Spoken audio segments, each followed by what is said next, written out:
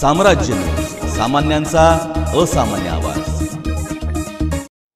आगामी महानगरपालिका निवडणुकीसाठी प्रशासनाकडून सुरू असलेल्या प्रभाग रचनेचा आराखडा बुधवारी जाहीर केला जाणार आहे। ही प्रभाग रचना 2017 प्रमाणे असणार आहे। राज्य शासनाने महानगरपालिका निवडणुकीसाठी वेळापत्रक जाहीर केले नसले तरी तयारी सुरू करण्यात आली आहे। प्रशासनाकडून प्रभाग रचनेचा प्राथमिक आराखडा अंतिम टप्प्यात आहे। 2017 मध्ये झालेल्या प्रभाग रचनेनुसारच यावेळेस प्रभाग निश्चित होण्याची शक्यता आहे। तेव्हापासून सोलापूर महानगरपालिकेच्या रचनेत फारसा बदल झालेला नाही। महानगरपालिकेत 116 सदस्य संख्या असून त्यानुसारच प्रभागांची आखणी करण्यात आली आहे। मागील निवडणुकीप्रमाणेच यावेळी 29 प्रभाग रचना होईल।